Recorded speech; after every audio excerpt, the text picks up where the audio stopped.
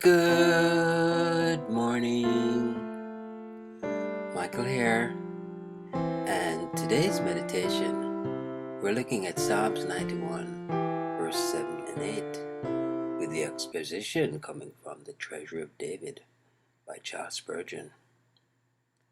Verse 7: 1,000 shall fall at thy side, and 10,000 at thy right hand, but it shall not come nigh thee. Only with thine eyes shalt thou behold and see the reward of the wicked. Spurgeon then expounds. Verse 7: 1,000 shall fall at thy side, and 10,000 at thy right hand.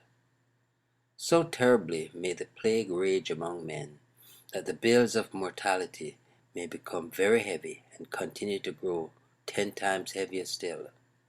Yet shall such as this psalm speak of survive the scythe of death. It shall not come nigh thee.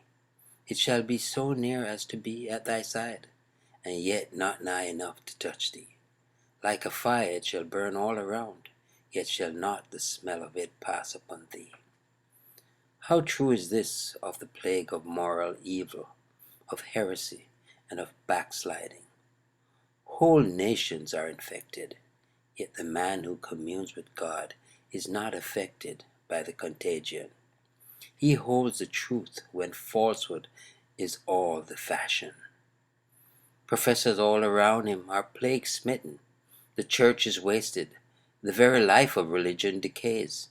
But in the same place and time, in fellowship with God, the believer renews his youth, and his soul knows no sickness. In a measure, this also is true of physical evil. The Lord still puts a difference between Israel and Egypt in the day of his plagues. Sennacherib's army is blasted, but Jerusalem is in health. Our God his chosen people saves, among the dead, amidst the graves. Verse 8: Only with thine eyes shalt thou behold and see the reward of the wicked. The sight shall reveal both the justice and the mercy of God. In them that perish the severity of God will be manifest, and in the believer's escape the richness of divine goodness will be apparent. Joshua and Caleb verified this promise. The Puritan preachers during the plague of London must have been much impressed with this verse as they came out of their hiding places to proclaim mercy and judgment to the desolate age which was so sorely visited with the pest. The sight of God's judgments softens the heart, excites a solemn awe, creates gratitude, and so stirs up the deepest kind of adoration.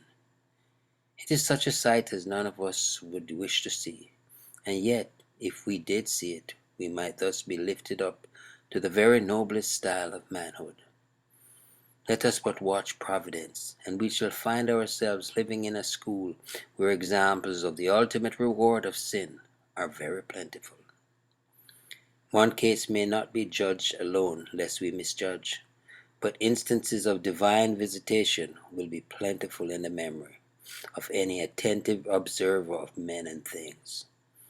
From all these put together, we may fairly draw a conclusion, and unless we shut our eyes to that which is self-evident, we shall soon perceive that there is after all a moral ruler over the sons of men, who sooner or later rewards the ungodly with due punishment. God don't play. Style and fashion, but it goes against God. It's doomed to failure. 1,000 may fall at my right hand, but it shall not come nigh me. Oh, bless the word of the Lord.